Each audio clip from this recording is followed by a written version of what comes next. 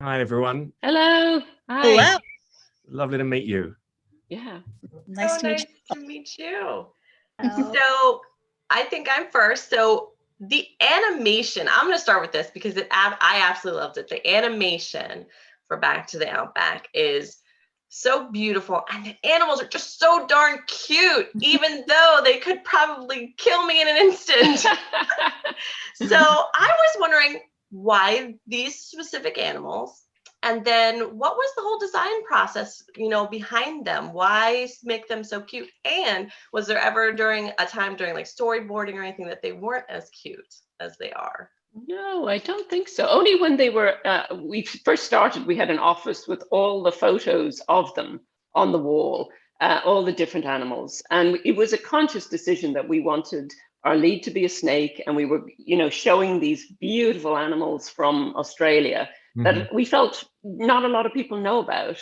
And so when we were in that office, we noticed that people would come in and they go, I can't look at this. It's a snake. They can't even look at the pictures.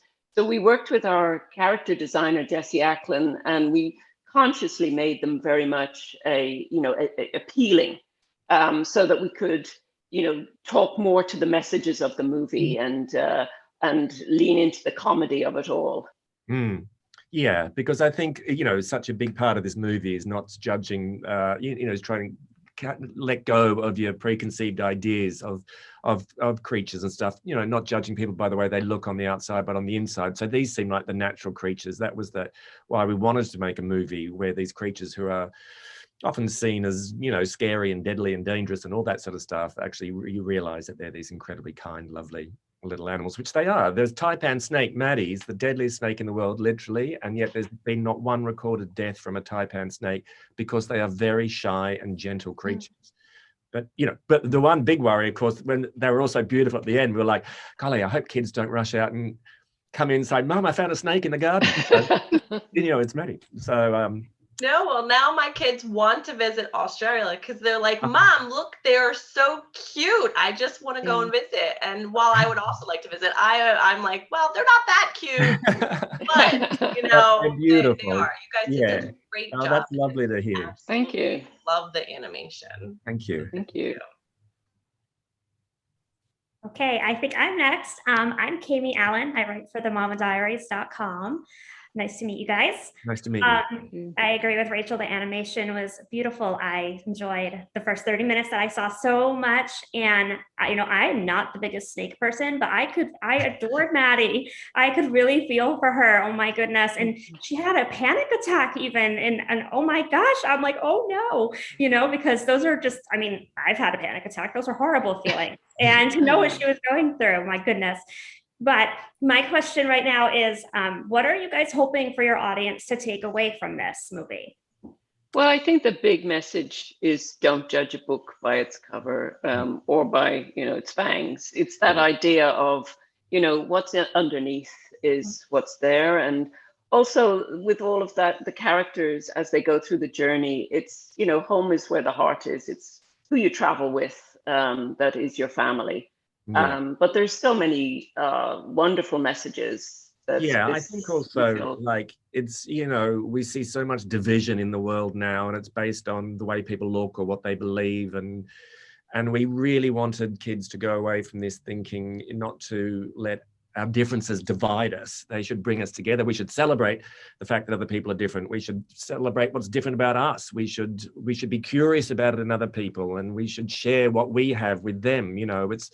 It's about sort of talking, getting to know, there's so many of us on a very small planet. It's this push and pull. It's not working. And it's finding a way that everyone can come together and just understand each other a bit more. So we were using these animals. We deliberately wanted a koala and a snake who were so different to make this point that if these two can get on and overcome their differences and become friends as they do, then anyone can. So that was and we wanted just to make it funny and make everyone laugh after a year and a half of pretty grim times. All right. Well, hi, I'm Christy. I write for Lights Camera Mom. And I wanted to just kind of talk with you guys too. I felt like, kind of as Cami and Rachel mentioned, the first 30 minutes that we saw is funny. It's heartwarming. Like, you just really, even though they're animated characters, you feel like you're just really relating to them. So, and I think some of that comes through with the voice actors. So when you're casting voice actors for an animated film, what are you looking for? Like, how do you kind of decide what voice do you have a specific voice in mind when you were casting these, when you were writing these characters, or what were you kind of listening for and choosing, hey, Isla Fisher is going to be our Maddie? I think a lot of the time when we've got to that place where we built the actual, design of the characters, we do a lot of finding the voices from other movies and putting them up against that character to see how it would sound, just the sound of it. And we also, because it's an ensemble, that we'd put them together to see if they sound, so they're very distinct. And I think in terms of all of these actors, they all brought so much to it. I mean, Maddie and Isla came in, she loved the script. She has such a rich voice and extraordinary comic timing. She just brought so much to the character, not just what was on the script, but then she would make up these little golden jokes that we would add to the movie as well. And Tim Minchin he was fabulous. He brought this kind of dry but more snarky one-liners that, but also has a richness, and his character changes and as you go through the movie in the latter half. So each of the actors brought so much to the actual animals we had, and also, informed a lot of the performance and a lot of the design, as well. Yeah, it becomes a complete collaboration once the actor comes on board, and the characters can often take off in unexpected and delightful ways. The one that stayed sort of the same throughout was because we knew we wanted her was Jackie Weaver, the crocodile, who we called Jackie because we wanted Jackie Weaver but she stayed true to that design, because that character, because we had her voice in our heads from the beginning. But the rest of them really, we learned a lot along the way by what they brought to it. Great, thank you. So Harry, you touched on the fact that the last couple of years have been not the best. And it's been different territory for everybody. So did the last couple of years impact the creation of this movie? And if so, what was like the biggest hurdle that you ran into making the movie? Well, it did impact it enormously. I mean, I have to say, working at Netflix made it a lot easier. We were sent home from the office on a Thursday, and we were all up and running on a Monday morning, completely outfitted in our, the pace which they brought back this semblance of normality was very fast. And so it was great, but listen, it was challenging for everyone. We feel in many ways so blessed, because every morning we got to get up, jump into the monitor, and there we were in Australia with these beautiful characters, creating them. But it was problematic. The actors were literally in wardrobes, recording themselves, and under duvets, to muffle the sound. Everyone suddenly had to become a sound engineer overnight. We sent out the kits. So technically there were a lot of issues, but on a personal level, we became so close. We became this one big family.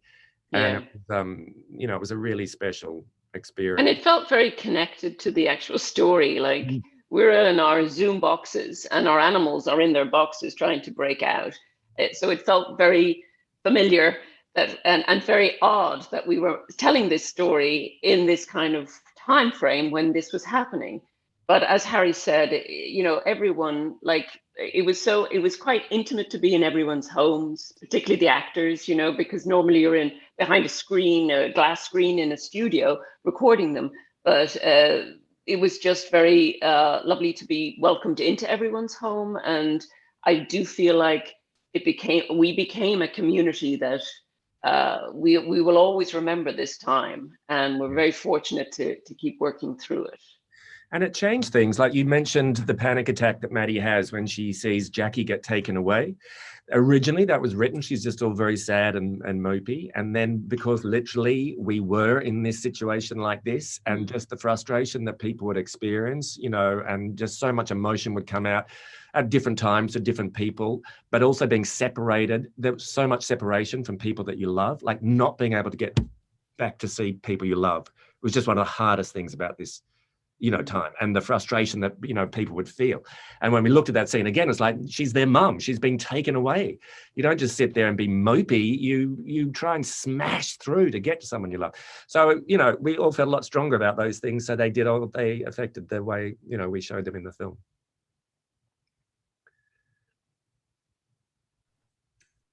Okay. I was wondering where you got your inspiration to create this film. Well, it actually came through Greg Lessons, our producer. He was the one who called me, and he had been to the Los Angeles Natural History Museum to show his kids the new butterfly enclosure. And they didn't care. They didn't want to. They just wanted to rush off and see the snakes and spiders. And he said, "Wouldn't it be fun to do a thing about, you know, about the where the creepy animals are the heroes of the movie, and the so-called cute and cuddly ones aren't particularly nice at the beginning." And it started from there, and he worked on it for a while, and then he came to me because he thought then Australia is the perfect place to do this film because it's known for having some of the cutest animals and some of the most deadly. It was a perfect place to show those two extremes. And then I came on board and Claire came on board, and it just became this collaboration. But that's where it first started from, the rejection of the butterflies.